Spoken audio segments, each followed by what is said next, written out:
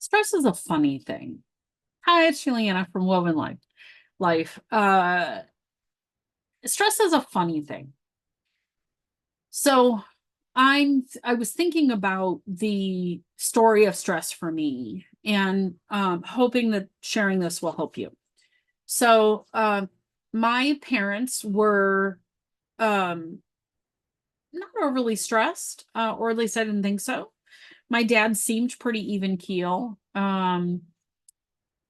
His stress was more of a low simmer, like like it would boil over occasionally, but generally pretty even keeled. My mom, and it was a sailor, so even keeled is a great analogy. My mom was good most of the time, but then she would have these outbursts, very high peaks, low, not no low valleys, but real high peaks. Angry. Okay, angry. Okay. Does not manage stress well, and no, there in our household, no deep emotional conversations, no sharing of feelings. So I got into high school, which is, high stress, high drama, and got into the drama piece of it. Made a decision that I wasn't good enough because I wasn't cute and skinny and cheerleader and, perky and happy and blonde and all those things.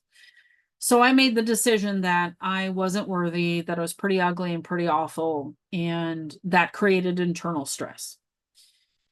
College created some stress, but I actually really enjoyed college for the most part. I could have definitely gotten better grades, but I really enjoyed college. I got a better sense of myself, a little better sense of myself in college. And then I went into the corporate world. And I'm pretty type A driven. I'm in human design a pure generator. So when I am on a task, I am on that task. And I would run stuff all the way up to the top of the hill. I would huge cost savings projects, run to the finish line, launched big programs. Like I was the project manager, sourcing lead. Sourcing means buying parts for a paratransit bus launch, like the whole bus. So I did that. I also generated a huge whole fucking lot of stress doing that. I mean, a shit ton of stress. I had stress imposed on me from my bosses, from deadlines, from expectations, and then I added my whole layer of stress. I got to get this done. It's got to be perfect. It's got to be this. It's got to be that. I've got to make sure I accomplish the goals. I got to make sure I get this done. I got to make sure I'm in charge of things. I'm involved. I'm in the da da da da da da da and successful in my career pretty well. I mean, certainly, I got to vice president level, and within a major multinational, I was vice president and successfully launched that bus program. And so I'm very proud of those things. When I had to leave my corporate job because I was so sick, I could barely work anymore. And so I left my corporate job thinking I was already studying to be a naturopath because I was like, all right, so it's 7 Leaf Food and I got a detox and I was doing that stuff and I'd seen some success, but I wasn't anywhere near where I'm at today. And my body, as soon as I quit my corporate job and I didn't have the demands of go to work, do the job, do this, coach soccer, da da da da, I kind of let go of a lot of the stuff that I was involved in, what I was doing.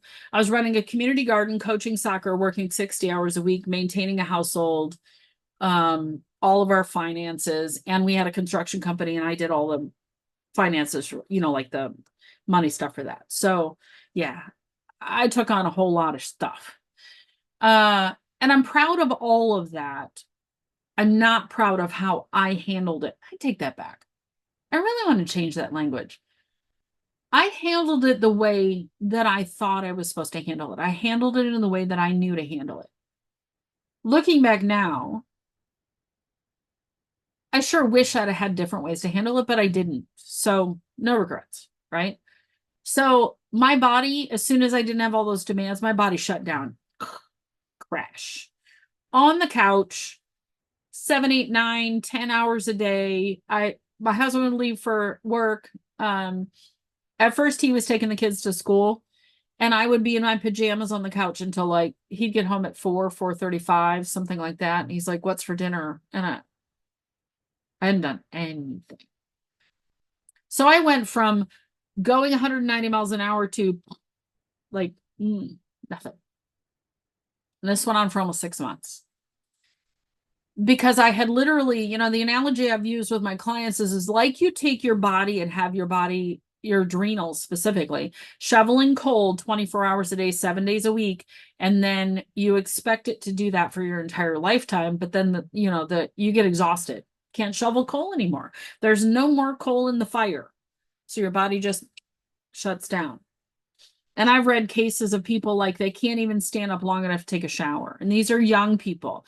It generally hits in your late 30s. If it's going to hit, it generally hits in your late 30s, early 40s. Now, for some people, it's later, but that's really where it hits. Because we're at our peak energy projection at that point in time. Most of us have had kids. We add that to the mix. And now we're just plain freaking exhausted. I was fortunate that I had that space to be able to do that. And it became an awareness to me that I had to learn how to calm myself down. I had to learn how to set myself at a core of peace, and how to be in that space all the time. So that when stress of life comes along or increased activity, I could do that. I could increase my activity and then come back to relaxed. When a stress happened, I could be like, oh, stress. Okay. Deal with the thing. Okay, come back down again. Versus I'm here and now I had a stressor and now I'm like, everything's exploded, right? Life's a disaster. Nothing's going right. I can't formulate a sentence. I certainly can't solve any problems. I'm screaming and yelling at everybody. My body hurts. I'm like shoveling sugar into my body as fast as I can possibly do it. I'm living in all the comfort foods, numbing in some cases, like drinking on the weekends, etc. So for me to come to a core of peace, I had to figure all that out. Now, I didn't have a guide or a coach or a teacher. I let it come to me as spirit led. So it took me a long time. It did. It took me a long time. Now, cool part is, as I look at what my life's mission is, which is to teach people what their core center is. Not only that, to get people to their core center and then create the life that you love, right?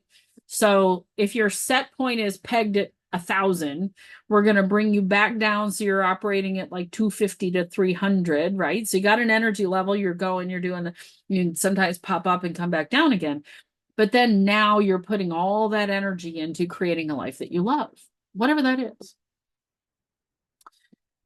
So I had to navigate through a whole lot of stuff. Subconscious reprogramming, rewiring, several skills, tools, capabilities, things I can give you. Breathing, breath work, other functional, like doing type modalities. I can teach you the subconscious reprogramming. It's not that difficult. It's just not.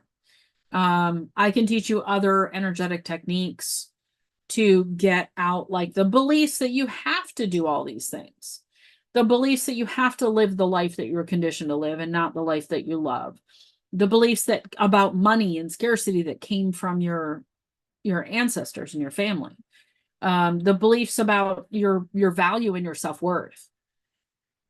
So it's a process of reconditioning, reprogramming.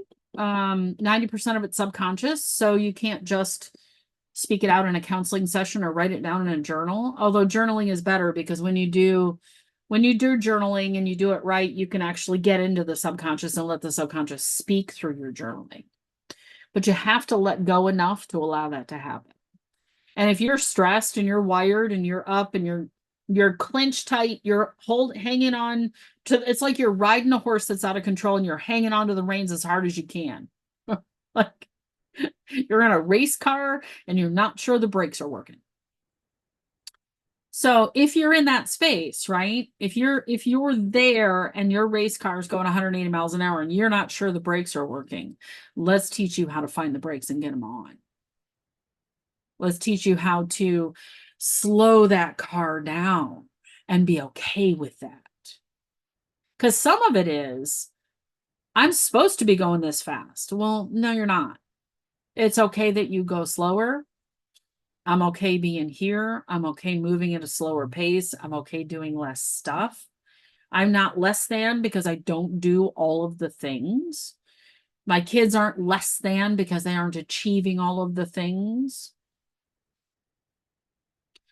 There's work to unpack there, and it's a little bit different for everybody. There's some core elements that are pretty similar, but it's different for everybody. So the stress rescue program is about helping you have practical application, things you can do in the moment when it's happening.